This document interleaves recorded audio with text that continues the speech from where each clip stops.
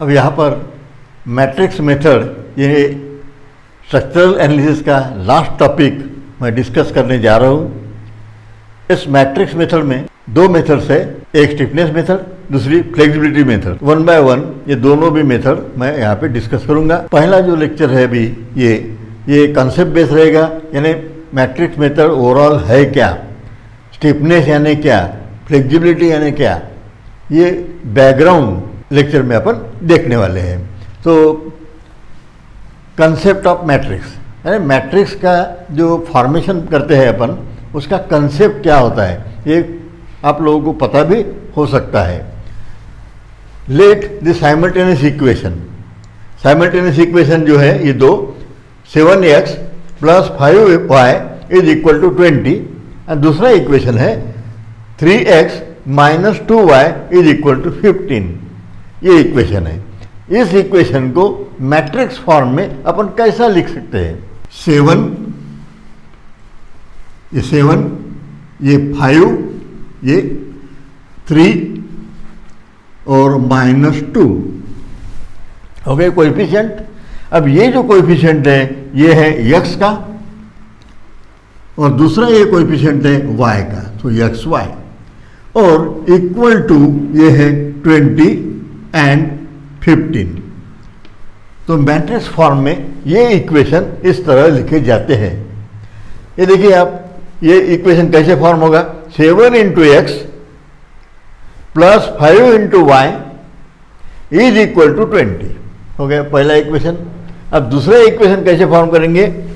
3 × x हो गया, 3 × x। अब दूसरा जो कोएफिशिएंट है -2 × y, -2 × y एंड = 15, तो दैट इज इक्वल टू 15। तो ऐसे रो वाइज अपन इक्वेशंस लिख सकते हैं। ओके, अभी दूसरा इक्वेशन देखते हैं। ये तो हो गया पहला, ये सिंपल फॉर्म। दूसरा जो अपने काम में आने वाला है, सिमिलरली अगर कोई इक्वेशन ऐसा है 3x + 7y + 10 = 50, यहाँ पर मैं ऐसे भी लिख सकता हूँ, लेकिन इसमें और इसमें फिर डिफरेंस क्या रहेगा? मैं आपको ऐसा लगेगा कि यहाँ पे 50 है और ये 10 है, 10 को इधर लेके गए तो वो माइनस हो जाएगा, 50 - 10 = 40। तो यहाँ अगर मैं 40 लिखता हूँ तो ये और ये इक्वेशन दोनों सेम हो जाएंगे। लेकिन मुझे ये इक्वेशन मैट्रिक्स फॉर्म में कैसे बनाना है ये देखना है। अभी देखिए, ये कोएफिशिएंट है यहाँ पे x का 3, so here I right on 3, ये 7, तो ये 7 हो गया। अब यहाँ पर है +10, और ये जो कोएफिशिएंट है ये 3, ये x का है, 3 से मल्टीप्लाई करना होगा x को, और ये आ गया। 7 से मल्टीप्लाई करना होगा y को, तो 7y ये हो गया। अब इसके साथ में +10 है, तो मुझे यहाँ पे जोड़ना होगा +10, बराबर है। अब दूसरा ये है कोएफिशिएंट 5, और ये जो है ये इक्वेशन बनने के बाद यहाँ पर आता है 50, ओके, = 50। ये पहला तो फॉर्म मैंने लिख दिया यहाँ पर। अब देखिए 3 × x, ये 3x, 7 × y, 7y, +10 = 50 = 50। अब दूसरी रो कैसे जनरेट करेंगे? यहाँ पर है 5, सो 5, 2, तो ये 2 लिख दिया मैंने। ये 5 × x, 5x, 2 × y, 2y, plus यहाँ पर -8 है, so I have to write -8, okay, and = 30, so it is 30। ये हो गए सेकंड इक्वेशन के लिए, ये सेकंड रो ऐसे जनरेट होगी। तो मैट्रिक्स ऐसे फॉर्म किए जाते हैं। ओके, अभी स्लोप डिफ्लेक्शन इक्वेशन, ऑलरेडी वो टॉपिक देख चुके हैं।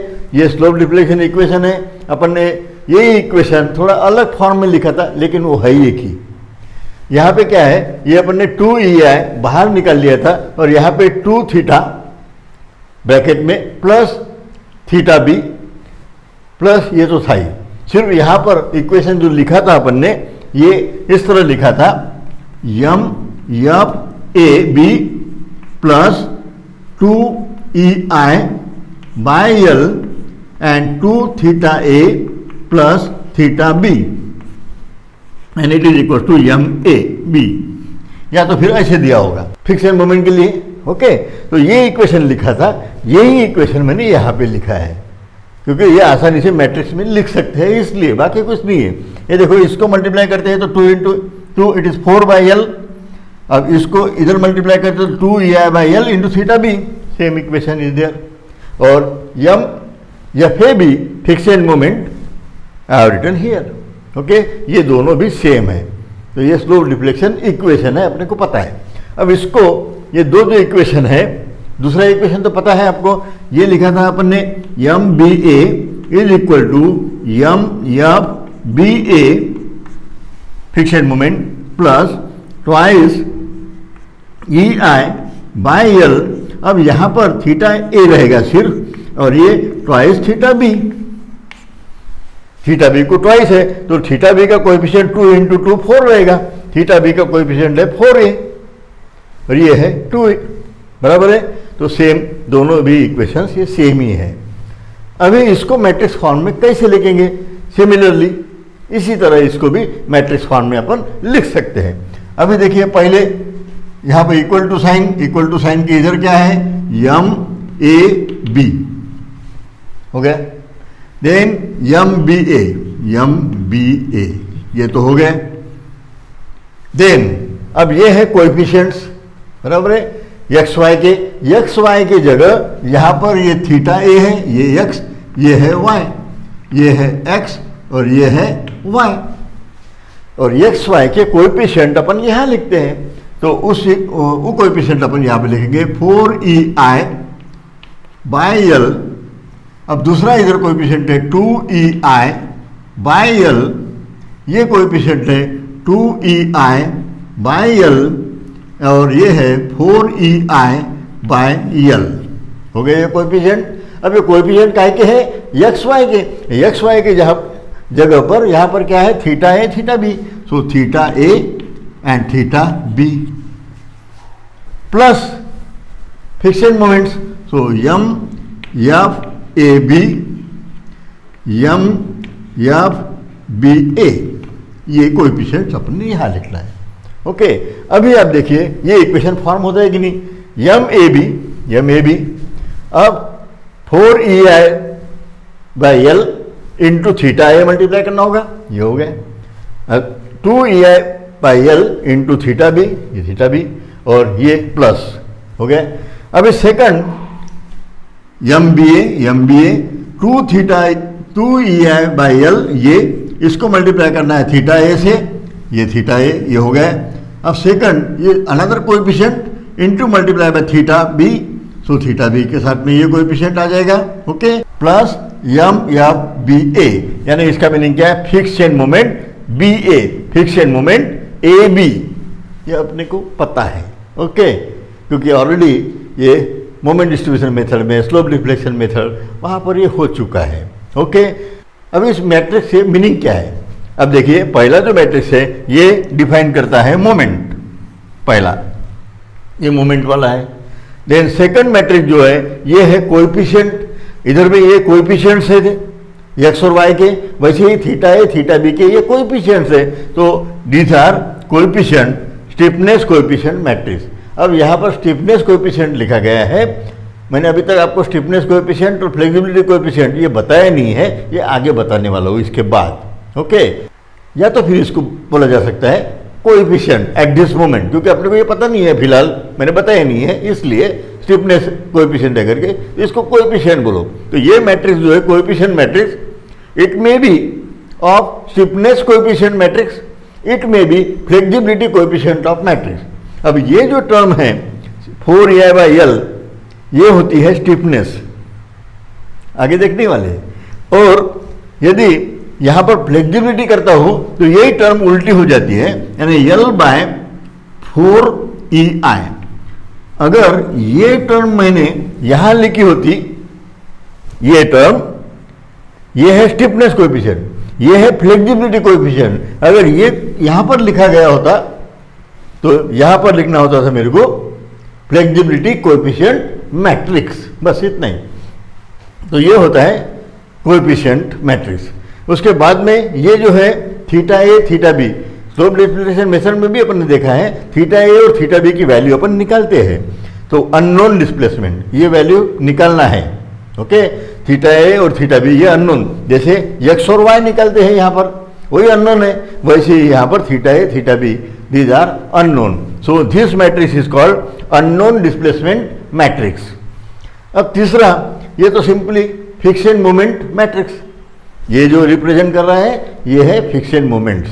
ओके, अब देखते हैं स्टिफनेस और फ्लेक्सिबिलिटी, ये क्या है एक्चुअल मीनिंग इसका. So here stiffness and flexibility, ये मैं यहाँ पर एग्जाम्पल के साथ में यहाँ पे डिस्कस करने जा रहा हूँ. अब देखिए, ये है कैंटिलीवर, ये स्टीफ कैंटिलीवर है, it is more stiff and less flexible. अगर स्टीफनेस बहुत ज़्यादा है इसका मतलब फ्लेक्सिबिलिटी कम है. अगर स्प्रिंग है, फ्लेक्सिबल है, तो स्टिफनेस कम रहेगी, है ना. मोर फ्लेक्सिबल, लेस स्टिफनेस, मोर स्टिफनेस, लेस फ्लेक्सिबिलिटी. ओके, तो ये है मोर स्टीफ. अब P एक लोड लगाने के बाद इसका डिस्प्लेसमेंट डेल्टा हो गया, अपन मानते हैं कि डेल्टा हो गया. यहां पर क्या है, ये स्प्रिंग बताए गए हैं, यहां पे P लगाने के बाद ये डिस्प्लेसमेंट आ गया डेल्टा. ओके, ये बता दिए मैंने.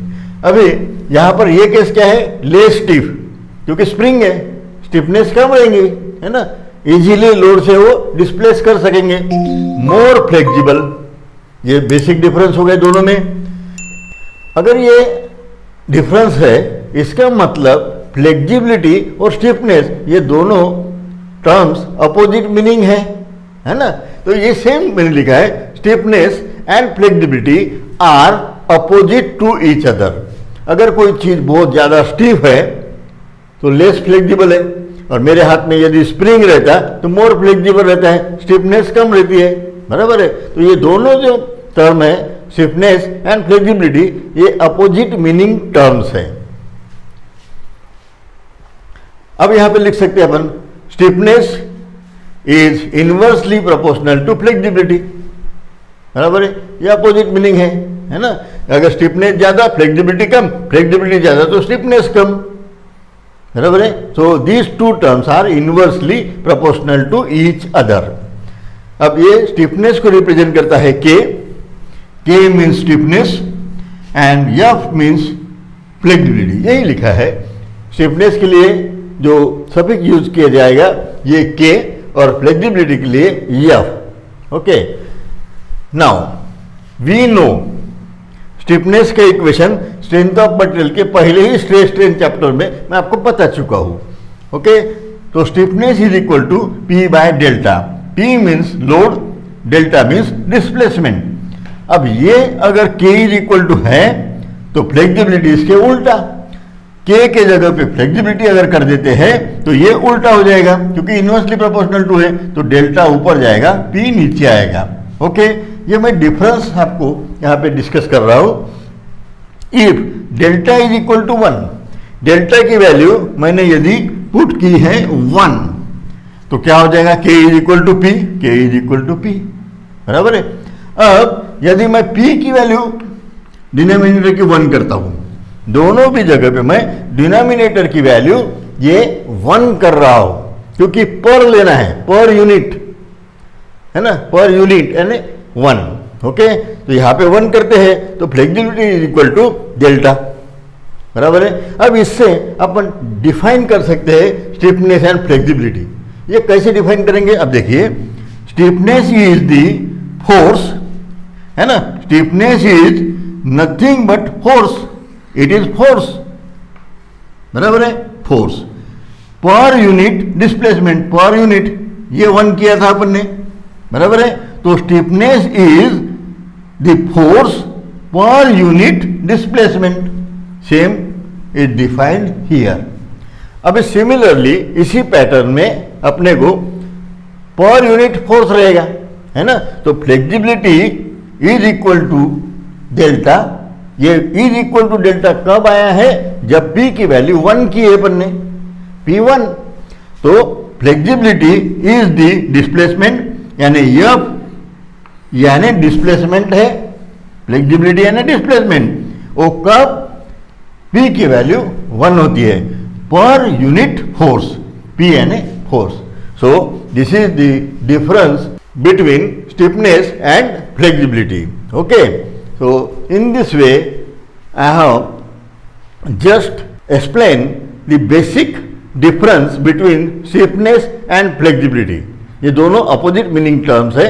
तो इस लेक्चर में अपन एक एक कंसेप्ट देखने जा रहे हैं ताकि अपने को ये पता रहे कि ये स्टिफनेस क्या है और फ्लेक्सिबिलिटी क्या है। अब सिंपल वे में मैं यहाँ पे अगर बताऊँ, ये अगर सॉल्यूशन करना है, थीटा ए थीटा बी की अगर वैल्यू पता हो जाती है तो ये इक्वेशन में theta A theta B put कर दो, साइमल्टेनियस इक्वेशन सॉल्व कर दो, हो गया। तो ये मैट्रिक्स जो है कितना भी बड़ा रहने दो, ये कंप्यूटर प्रोग्रामिंग से छुड़ाया जा सकता है। इसीलिए moment distribution method, slope depletion method, ये दोनों मेथड, वैसे कानीज वगैरह भी है, स्ट्रेन एनर्जी मेथड है ना, मोमेंट डिस्ट्रीब्यूशन मेथड और स्लोप डिप्लेशन मेथड, ये मैं ऑलरेडी डिस्कस कर चुका हूँ। ये मेथड जो है ये दोनों, ये अगर सिंपल स्ट्रक्चर अगर है, मैन्युअली कैलकुलेट करना है, 1 2 3 ऐसे अननोन है तो अपन सॉल्व कर सकते हैं। लेकिन अगर कॉम्प्लेक्स स्ट्रक्चर है, बहुत बड़ा स्ट्रक्चर है, काफ़ी सपोर्ट है, क्रॉस स्ट्रक्चर्स है, क्रॉस बीम्स है, ओके, नंबर ऑफ कॉलम्स है, अच्छी बड़ी फ्रेम है, 3 डायमेंशनल, तो वहाँ पर मोमेंट डिस्ट्रीब्यूशन मेथड या तो फिर स्लोप डिप्लेशन मेथड ये यूजफुल नहीं रहेगी, वो मैन्युअली अपन सॉल्व नहीं कर सकते। वैसी सिचुएशन में अपन यूज करते हैं कंप्यूटर प्रोग्राम, जिसमें कितने भी अननोन्स रहने दो तो मैट्रिक्स बनेगा, और मैट्रिक्स के कोएफिशिएंट अगर पुट कर देते हो तो कंप्यूटर वो मैट्रिक्स छुड़ा सकता है। ओके, ये ऐसा। तो अगर वो मैट्रिक्स छुड़ा सकता है तो फिर ये theta A theta B C D E F G H Z कितने भी रहने दो, ये सारे वो सॉल्व करके आंसर दे देगा। और साथ में ये इक्वेशन उसको अगर कोरिलेट कर दिया जाए तो theta A B C D जो भी जेड तक ये सारे वैल्यूज उसमें इसके ट्रांसफर हो जाएंगे यहाँ पर, और directly M A B M B M C D M D M Z A जो भी है ये सारे वैल्यूज अपने को एक क्लिक में निकल जाएंगे। तो इसका बेसिक यूज जो है ये है कंप्यूटर प्रोग्रामिंग बनाना, उसमें उससे अपन कितना भी बड़े कॉम्प्लेक्स स्ट्रक्चर रहे उसको अपन आसानी से सॉल्व कर सकेंगे।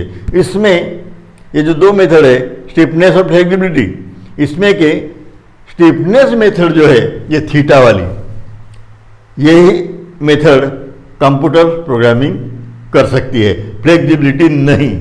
या तो फिर कंप्यूटर से जो अपने को सॉल्यूशन मिलेगा वो स्टिफनेस मेथड का मिलेगा। ओके, तो मैं इसका बचा हुआ जो कंसेप्ट है और यानी बेसिक डिफरेंस जो है ये 2 मेथड में, और ये जो स्टिफनेस और फ्लेक्सिबिलिटी कोएफिशिएंट्स ये क्या होता है, कैसे बनता है, ये मैं अभी बताने वाला हूँ। अब देखते हैं फ्लेक्सिबिलिटी और स्टिफनेस ये कोएफिशिएंट कैसे बनते हैं। ये डिफरेंस बेसिक ये दो कोएफिशिएंट में क्या है ये मैं यहाँ पे एक्सप्लेन कर रहा हूँ अभी। स्टिफनेस और फ्लेक्सिबिलिटी साइड बाय साइड, और ये स्टिफनेस फ्लेक्सिबिलिटी मेथड जो है इसमें कंपैरिजन करके भी मैं यहाँ पे एक्सप्लेन करूँगा। ये कैंटिलीवर बीम है, सब्जेक्टेड टू पॉइंट लोड लगा दिया है फ्री एंड पर, इसका डिफ्लेक्शन कैसे निकलना है या स्लोप कैसे निकलना है ये अपन स्ट्रेंथ ऑफ मटेरियल में स्लोप एंड डिफ्लेक्शन जो चैप्टर है वहाँ पर देख चुके हैं। Slope deflection method is different, मैं जो बता रहा हूँ अभी दोनों भी यहाँ पे मिक्स है, दोनों टॉपिक यहाँ पर मिक्स है। एक स्लोप एंड डिफ्लेक्शन जो स्ट्रेंथ ऑफ मटेरियल का पार्ट है, बाद में थ्योरी ऑफ स्ट्रक्चर का जो पार्ट है स्लोप डिफ्लेक्शन मेथड। ओके, ये दोनों का कॉम्बिनेशन बन के ये स्टिफनेस एंड फ्लेक्सिबिलिटी अपने को देखना होगा। अब यहाँ पे अगर पॉइंट लोड लगाते हैं तो इस पॉइंट पर कितना स्लोप बनता है और कितना डिफ्लेक्शन आता है ये अपन देख चुके हैं। तो मैं फार्मूला डायरेक्ट लिख रहा हूँ अभी, WL3/3EI, W की जगह पे यहाँ पर P है। ये डेल्टा अपन ने ऐसे रिप्रेजेंट किया था, बराबर है, तो यहाँ पर मैं ये डेल्टा ऐसे बस इतना ही है। तो PL3/3EI is deflection due to load P, जब ये लोड फ्री एंड पर एक्ट हो रहा है। सिमिलरली यहाँ पे भी, बराबर है। अब अपन देख चुके हैं कि स्टीफनेस मेथड में डेल्टा की वैल्यू 1 लेते हैं पर यूनिट डिस्प्लेसमेंट। ओके, मैं ये पहले इसके बताता हूँ, इधर बाद में देखेंगे। डेल्टा की वैल्यू 1, ओके, यूनिट डिस्प्लेसमेंट। तो डेल्टा की वैल्यू 1 अगर रखते हैं तो मैं आपको बता चुका हूँ, अपन देख चुके हैं कि K इक्वल टू P बनता है, अभी देखा था अपन ने, है ना। तो stiffness coefficient is equal to P when delta is equal to 1। इसी इक्वेशन में मैं अभी डेल्टा की वैल्यू 1 पुट कर देता हूँ, तो ये 1 हो जाएगा, हो गया। P की जगह पे K ये पुट कर देता हूँ। अपने को निकालना है स्टीफनेस कोएफिशिएंट यानी K। अगर K निकालना है तो K इज इक्वल टू क्या बनेगा, ये 3EI divided by L cube. ये 3EI इधर जाएगा, L क्यूब इधर डिनोमिनेटर में चला जाएगा और ये बन गया। तो ये जो है this is the stiffness coefficient है ये। सिमिलरली ये डेल्टा PL क्यूब बाय 3 है, ये तो फार्मूला ही है अपना। अब यहाँ पर क्या करना होता है, पर यूनिट फोर्स, एक यूनिट फोर्स लगाने के बाद डिस्प्लेसमेंट चाहे वो स्लोप हो या डिफ्लेक्शन हो, ओके, तो उसकी वैल्यू कितनी रहेगी ये 1 यूनिट फोर्स लगाने के बाद। तो अगर, और ये ऑलरेडी देख चुके हैं अपन, K is equal to P, तो हियर या regularity is equal to delta when P is equal to 1। ये ऑलरेडी मैं बता चुका हूँ, ओके।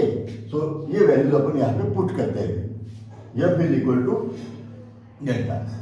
अब डेल्टा की जगह पे F पुट कर सकते हैं, तो यहाँ पर F पुट कर दिया, बराबर है। अब यहाँ पे P है, P की वैल्यू 1 है, तो मैं यहाँ पे 1 पुट कर दूंगा, ओके। तो here F is equal to L cube by 3EI, बराबर है।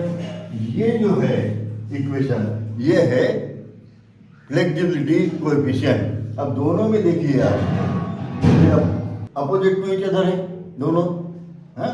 ये यहाँ पे 3EI न्यूमरेटर में है, यहाँ पे डिनोमिनेटर में है, L क्यूब डिनोमिनेटर में है, ये न्यूमरेटर में है। दोनों ये K और F जो है ये अपोजिट होती है, ओके। नाउ अब एक चीज मैं यहाँ थोड़ा सा बताता हूँ, इसको डिटेल बाद में और देखेंगे हम। अभी यहाँ पर क्या किया था, फोर्स मैंने जो लगाया है ये पॉइंट नंबर 1 पे लगाया है, और डिस्प्लेसमेंट कहाँ गिना है, वो भी उसी पॉइंट पर गिना है। तो ये रिप्रेजेंट करेगा 1 1। वैसे ही यहाँ पर भी फोर्स ये 1 नंबर के पॉइंट पे लगाए, इस पॉइंट को 3 एंड को मैंने नंबर दिया 1, तो फोर्स लगाए 1 पर, डिस्प्लेसमेंट कहाँ देखा है, वो भी 1 पर, तो ये 1। तो इस तरह ये इसका नोमेनक्लेचर किया जाता है, ओके। तो ये 1 1 जो है, पहला 1 जो है पोजीशन ऑफ फोर्स, ये है फोर्स की पोजीशन। दूसरा 1 जो है, ये सेकंड वाला, ये है डिस्प्लेसमेंट।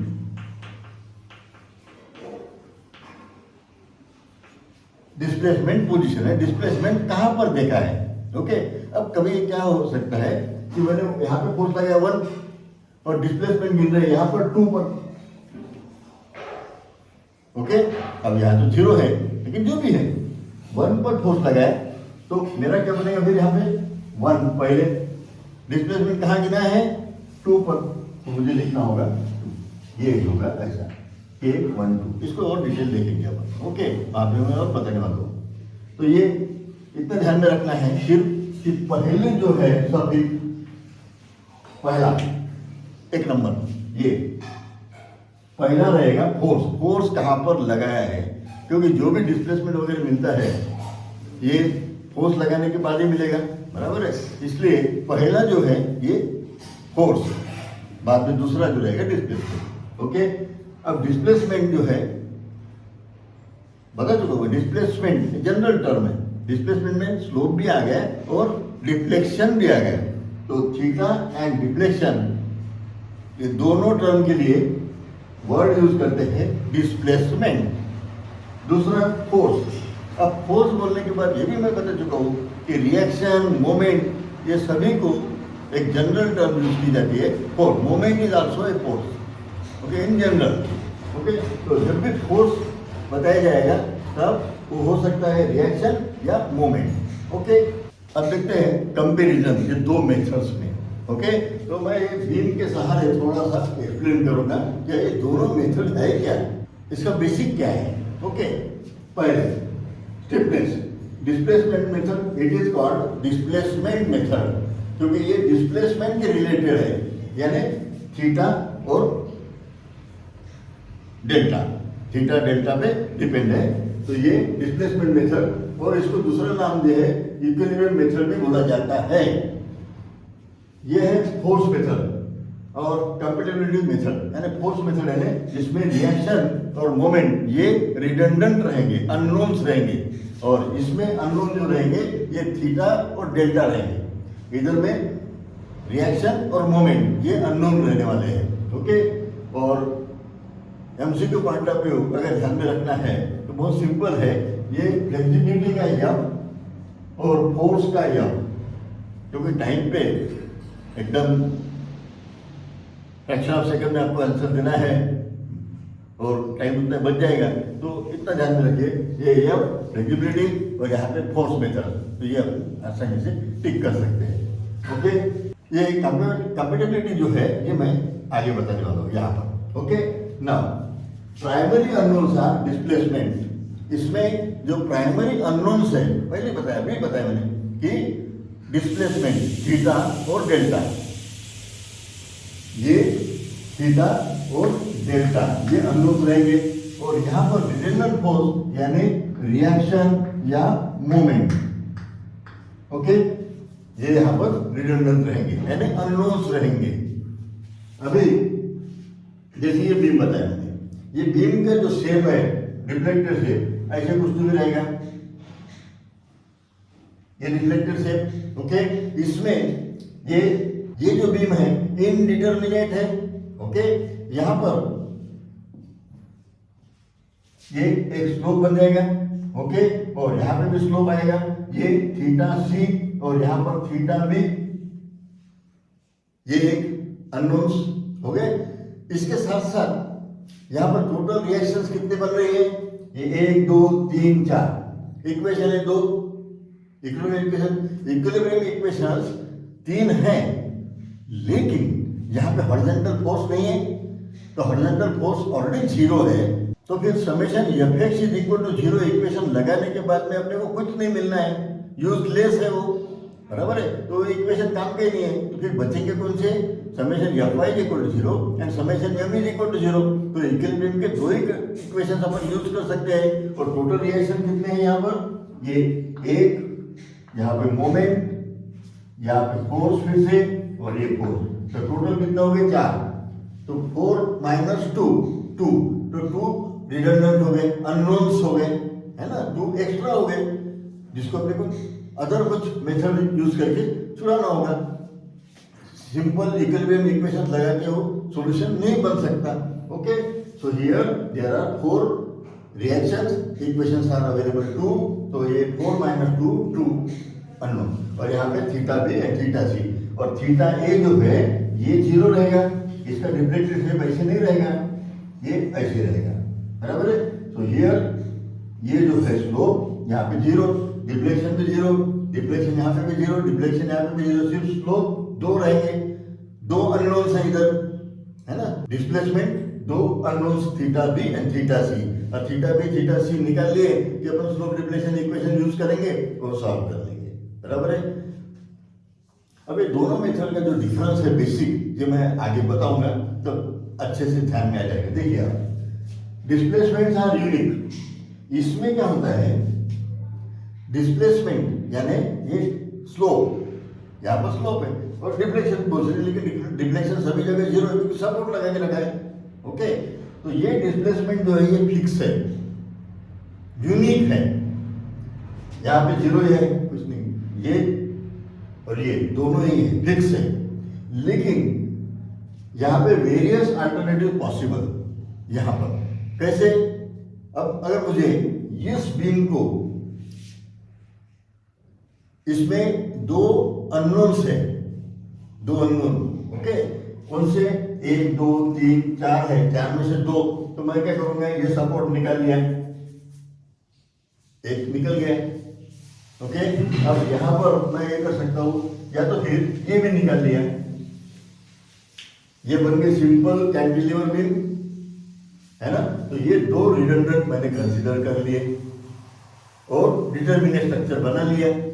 अभी ये स्ट्रक्चर को डिटरमिनेट बनाने के लिए दूसरा भी फार्मूला यूज कर सकते हैं। देखिए आप, यहाँ का सपोर्ट मैंने वैसे रख दिया, ठीक है ना, इसको निकाल दिया, लेकिन फिर भी ये प्रॉप कैंटिलीवर बन गए, तो इनडिटरमिनेट है। अब इसको डिटरमिनेट करना है तो मोमेंट निकालूंगा।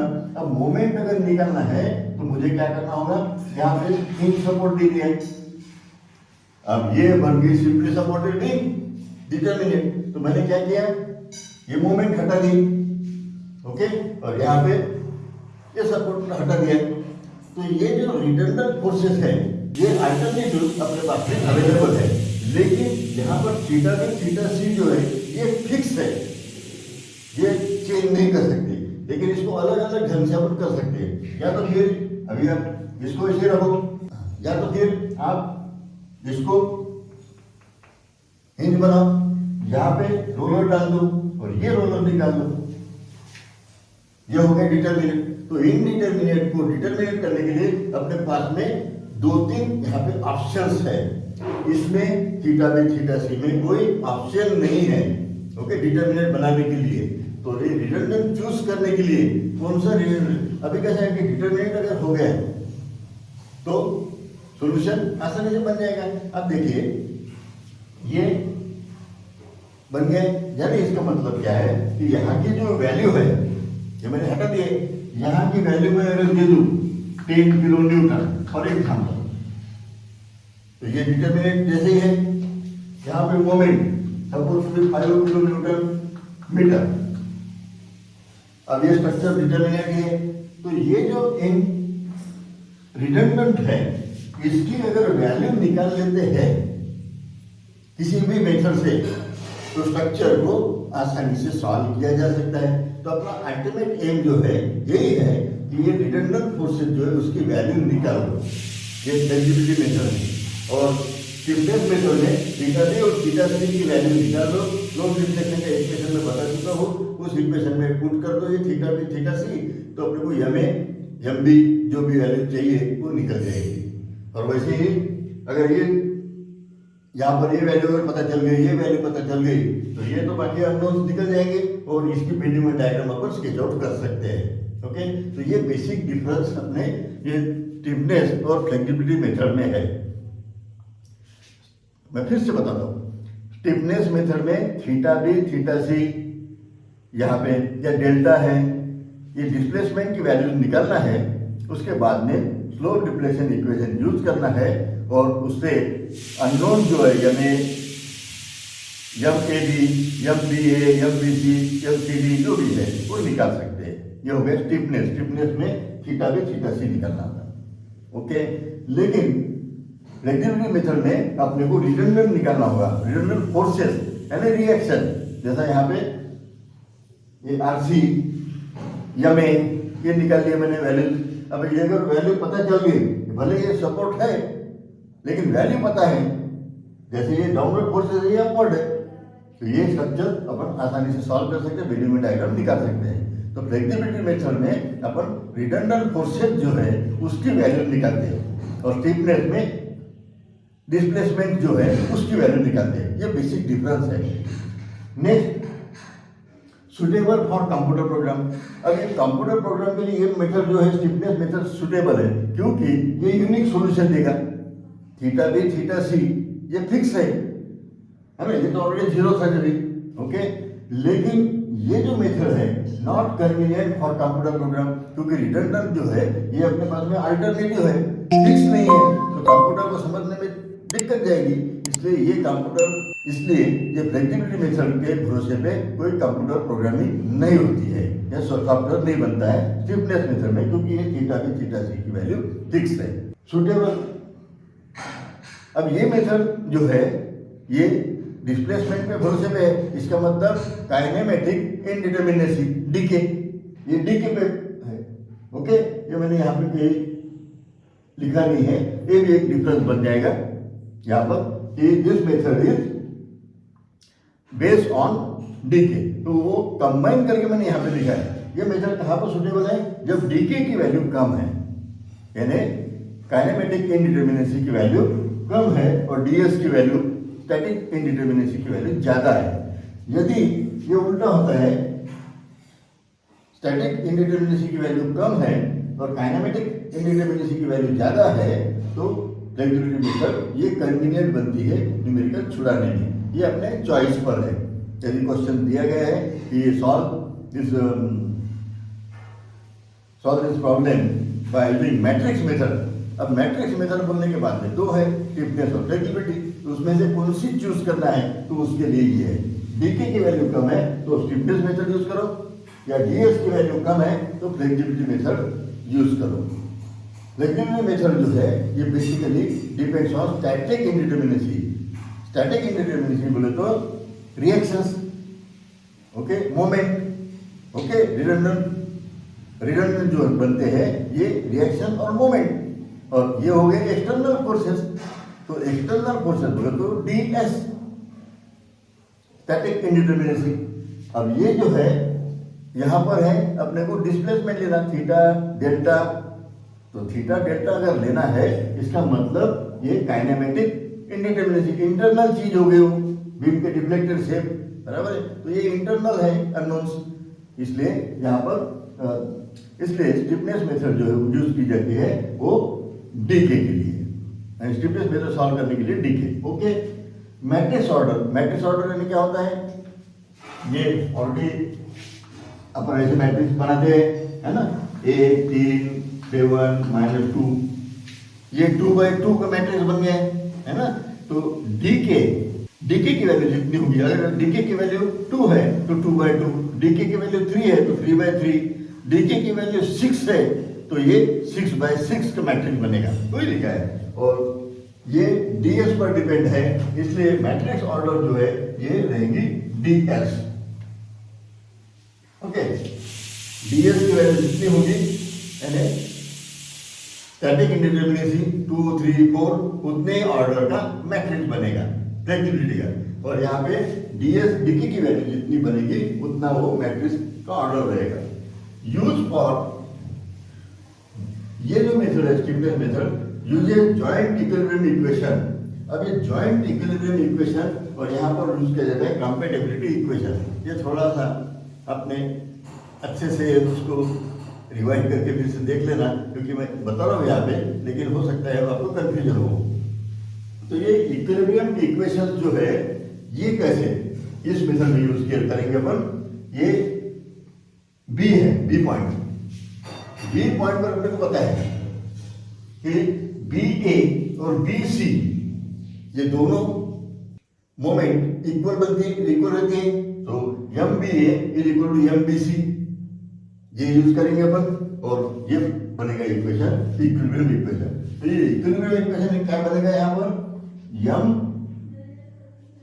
B A is equal to M B C, ये एक, बाद में C M C B is equal to 0, ये इक्वेशन यूज करेंगे अपन, तो बोलेंगे joint equilibrium equation we use in stiffness method. लेकिन यहाँ पर कंपैटिबिलिटी इक्वेशन यूज करना है। कंपैटिबिलिटी इक्वेशन कह रहे हैं कैसे, यहाँ पर ये पता है अपने को, delta B is equal to 0, delta C is equal to 0, delta A is equal to 0। Okay, इसके साथ में और theta A is equal to 0। यहाँ पे फिक्स सपोर्ट था, फिक्स सपोर्ट पे रोटेशन या स्लोप 0 होता है, तो theta A is equal to 0। यहाँ पे डिस्प्लेसमेंट भी नहीं है, डिफ्लेक्शन नहीं है, वो भी 0। यहाँ पर कोई डिस्प्लेसमेंट नहीं रहेगा, बराबर है, वो 0, और बी पॉइंट भी कुछ नीचे जाने वाला नहीं है तो वो भी 0। तो ये इक्वेशंस यूज करना बोले तो ये कंपैटिबिलिटी इक्वेशंस है। तो कंपैटिबिलिटी इक्वेशन बोले तो थीटा एंड डेल्टा इसके रिलेशन में, ओके। और यहाँ पर है ये फोर्सेस, रिएक्शन एंड मोमेंट। कोई चीज में रिएक्शन अगर 0 है तो कुछ कर सकते हैं, मोमेंट के मेंशन कर सकते हैं MVA is equal to MC, MBC, okay, MCB is equal to 0। यहाँ पर कोई मोमेंट नहीं रहेंगे। तो ऐसी इक्वेशन यूज करना है यानी जॉइंट इक्विलिब्रियम। यहाँ पे थोड़ा रिवर्स है। तो ये है बेसिक डिफरेंस ये दोनों मेथड का। ये मेथड्स थोड़ा से कंफ्यूज हो सकते हैं, लेकिन अगर आपने अच्छे से 2-3 बार न्यूमेरिकल छुड़ा के देखो या एक बार छुड़ा के देखो और बाद में बार बार उसको पढ़ो तो आपको ये दोनों मेथड्स बहुत आसानी से समझ में आ जाएंगी और बहुत सिंपल कैलकुलेशंस रहेंगे। और बहुत कॉम्प्लिकेटेड बड़े साइज का जो न्यूमेरिकल है वो कोई पूछने वाला नहीं है। ज़्यादा से ज़्यादा 2x2 का जो मैट्रिक्स है वो छुड़ाना होगा अपने को। तो वो मैट्रिक्स छुड़ाने में कुछ टाइम नहीं लगेगा। इसके जो कुछ प्रॉपर्टीज वगैरह वो मैट्रिक्स कैसे बनता है ये अपन बाद में देखने वाले हैं। तो इन दिस वे मैंने आपको बेसिक्स जो है कंसेप्ट ये यहाँ पर आपको डिस्कस किया है और अच्छे से एक्सप्लेन करने की कोशिश की है। अब सिर्फ इतना ध्यान में रखना है कि ये स्टिफनेस मेथड जो है इसमें थीटा और डेल्टा की वैल्यू निकालना है। तो कैसे निकालना अपन देखेंगे। ये वैल्यू निकालना है, बाद में स्लोप डिफ्लेक्शन इक्वेशन यूज करना है। यहाँ पर अपने को निकालना है रिएक्शन या तो फिर मोमेंट की वैल्यू। उसके बाद में ये दो वैल्यू अगर निकल जाती है तो स्लोप डिफ्लेक्शन इक्वेशन यूज करने की जरूरत नहीं है, डायरेक्टली वो वैल्यू लिख दो यहाँ पर। जैसे मैंने यहाँ पे 10 ये 5 निकल के यहाँ पे लिख दी है। ये अगर लिख देते हैं तो बेंडिंग मोमेंट डायग्राम निकालना है। अल्टीमेट एम जो है कोई भी स्ट्रक्चर का अपने को शियर फोर्स और बेंडिंग मोमेंट डायग्राम निकालना वही है। उसी के भरोसे पे अपन बड़े बड़े स्ट्रक्चर्स डिजाइन करते हैं। एक्चुअल बेंडिंग मोमेंट कौन से पॉइंट पर कहाँ पर कितनी है और किस टाइप की है, हॉगिंग सैगिंग, ये अगर पता चल जाए तो अपन स्ट्रक्चर आराम से डिजाइन कर सकते हैं। रेनफोर्समेंट की पोजीशन भी हम फिक्स कर सकते हैं। वैसे ही शियर स्ट्रेस भी इंपॉर्टेंट है, इसलिए एसएफडी आवश्यक है। तो ये निकालना ये सारे जो मेथड्स है इसका आपने देखा होगा कि आंसर आखिरी में रहता है एसएफडी बीएमडी। तब अगर कोई क्वेश्चन में आपको बताया नहीं गया कि इसकी एसएफडी बीएमडी निकालो, लेकिन फिर भी आप अगर निकालते हैं तो ये वैल्यूअर पे बहुत अच्छा इंप्रेशन क्रिएट कर सकता है। इसलिए एसएफडी और बीएमडी नहीं एसएफडी बनाए तो भी एटलीस्ट बीएमडी हर न्यूमेरिकल के एनालिसिस में आपको बनाना आवश्यक है। उसको अगर पूछा जाए तो भी, नहीं पूछा है तो भी बीएमडी आपको बनाना चाहिए। ओके,